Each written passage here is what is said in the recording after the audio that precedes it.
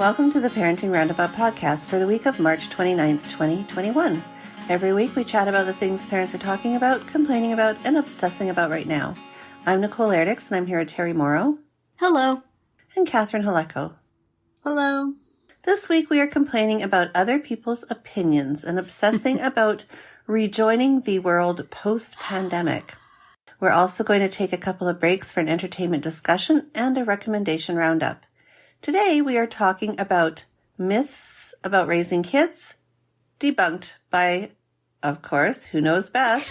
Doctors. Yeah. So this article comes out of the Business Insider, and it is called Experts, aka Doctors, Yes. Debunk 16 Myths About Parenting Younger Children and Toddlers. Also, like, Business Insider, what are you doing? Exactly.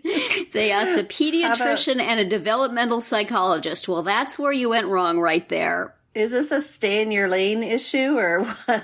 Well, yeah, like, what is business about this? I'm wondering, but that's not really why we're here. Exactly. So anyway, some of those myths include, and so I guess our discussion today is, did you hear about these myths? Did you believe these myths? Or did you not? So, yeah. The first one, or one of them, includes the terrible twos, how we were all told that, you know, to expect the terrible twos and how awful they would be. Is that something that you heard, believed? What was your thoughts on that as a parent? I definitely heard it, but in my experience, 3 is far more terrible than 2. I've heard them called 3-nagers, and I totally agree. I mean, it may have had in my house something to do with the fact that when my older child was 3, the very next day after she turned 3, she got a baby brother. Oh, right. So that could have had something to do with it. Yeah. But yeah, in general, 3, not the most fun. Not so great. How about you, Terry? My kids were on such a different developmental timeline that I don't think I ever paid attention to that sort of thing. There were difficulties at all different points that were different from the points that one might typically expect. So I didn't perceive it as terrible because I was dealing with disabilities. So it was just their own thing, which, again, you know, myth number 1 in all of this is that there is one kind of family, there is one kind of parent, everything works the same for everybody. We've said that before, right? Right. Yep, a few times. Is it here on the myths that everybody parents exactly the same? And every family, there is one perfect way to parent? Yeah. I'm looking, I'm not seeing it. They do have that it's a myth that parenting comes naturally, which I think is that's sensible. That is sensible. I agree. Some of these, not so much. Wait, what? It's sensible that parenting comes naturally? No, I that's think a myth. that it's a myth. Oh, I was going to say. Yeah. What? For some people, I thought though. I knew you both. Yeah, no, ours was just the terrible first year. Yeah. The terrible ones doesn't have quite the same ring to it, however. No. The terrible The terrible zeros. 12, maybe? Terrible the terrible zeros. first 12? Yeah. The terrible, no, it was just, and I've talked about that before. First year was atrocious. How about this one? Strict parents raise well-behaved kids. Yeah, I think, Nicole, you mentioned this once, like, if you think your kids, what was it? Like, If you think your kids are good, they're lying. They're lying, exactly. They're sneaking around. Although, I would also say, because I am a broken record on this topic, probably works for some kids. Yeah. Maybe. You know? Different kids need different kinds of parenting. Probably there's some kids who need strict parenting and benefit from it. They don't want to have any gray areas in their lives. They want to know exactly what to do. And for some kids, that's probably helpful. Not for everybody, but I reject the black and white nature of that. That is. Every family is different. Every family, that could just which be is like why a these are song. myths, right? Because Every family is different. Exactly. this is why they're myths, because they just can never ever apply to everyone. But if you're going to say it's a myth, you should say always and never, and then you can dispel it.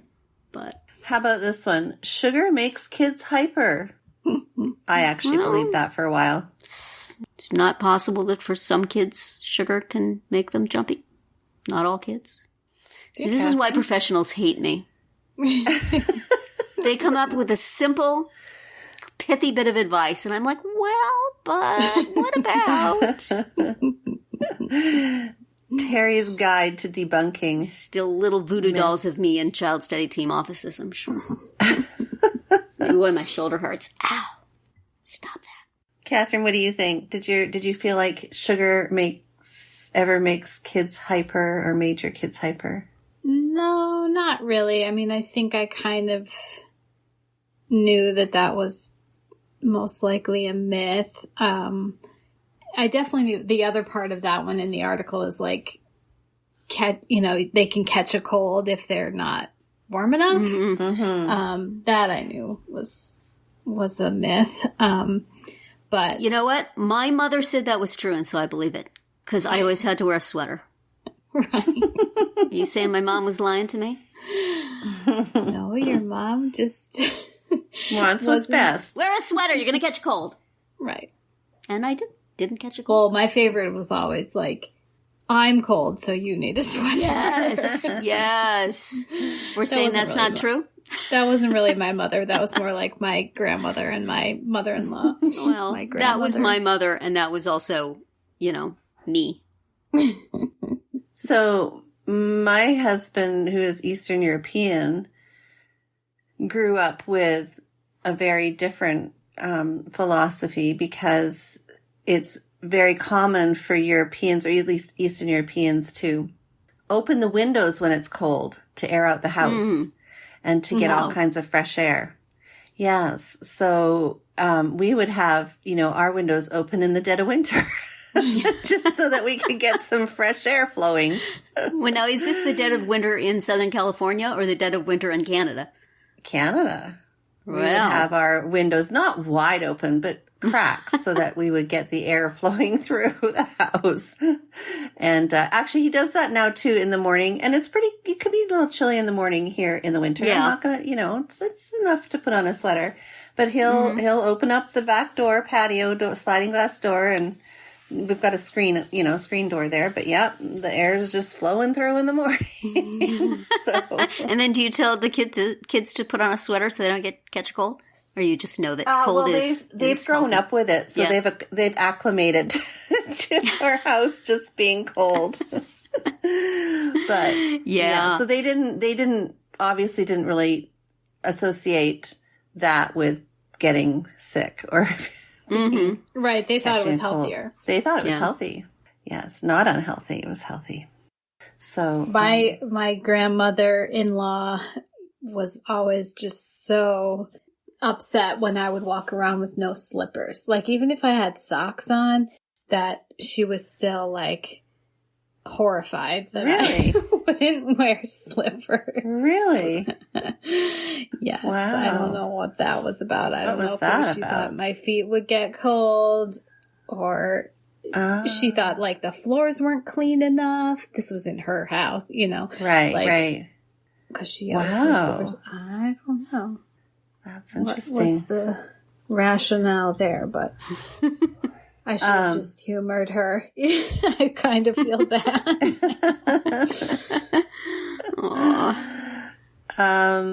What about just always saying yes means that you're not putting enough guidelines, or you're not being you're yes being lazy if you say yes. I know. I did not like this one. Or permissive. Well, but it's also about choosing your battles, right? I mean, I think it's much better to choose your battles than it is to say no for the sake of, oh, I've already said yes too many times today. I mean, Yeah. that's just silly. Yeah. So, well, are they saying that saying yes is bad is a myth? Or that... Yeah. Okay. Yeah, like you're a bad parent if you say yes. Okay. So, in other words, this is a corollary of the strict parents are better. So they're just completely against being mean to the little kiddies. Yeah. Don't be strict. Don't say no. Don't make them put on a sweater. Give them all that candy. It's fine. Yeah. This will cause you to need to bring them to the doctor and the developmental psychologist. So, yes! That is the ulterior motive to this entire thing. I sense a theme. Oh, boy. Did you ever hear this one? What was it? Feed a cold, starve a flu? Is that how it goes? Starve a fever. Feed a cold, starve a fever. Or starve a cold, feed a fever. I'm not sure which. Right. Yeah. Nobody knows which one it's supposed to be. I don't know. One of them you're supposed to starve and one of them you're supposed to feed. Did we always? But I always heard that. Yes, me too. But I have trouble implementing it. Took me a while to figure it out. Because I don't know which is which. Yeah, I don't know which is which. So. But I think they're just both generally not right. Probably. Well, yeah, you shouldn't starve your child when they're sick or any other time, right? You should say yes to anything they want and give them sugar. Oh, boy. Yeah. Well, we know best, right? I mean, forget these. Well, we're glad that they're mostly on our side of debunking many of these myths. I don't Terry know. wants to be opposed. Just my top number one myth of parenting is that doctors know everything and you should listen to them. Right. So I bust that myth by picking apart all this stuff. Because that's the way I roll. That is the way you roll, and that's the way our podcast rolls, but it'll roll to a stop now because that's it for today's round 1. Tune in tomorrow for our entertainment-themed round 2, and later in the week to find out what we're complaining about, obsessing about, and recommending right now. We're always interested in what you have to say, so drop us a comment on our website, our Facebook page, or Twitter, where you'll find us at Roundabout Chat.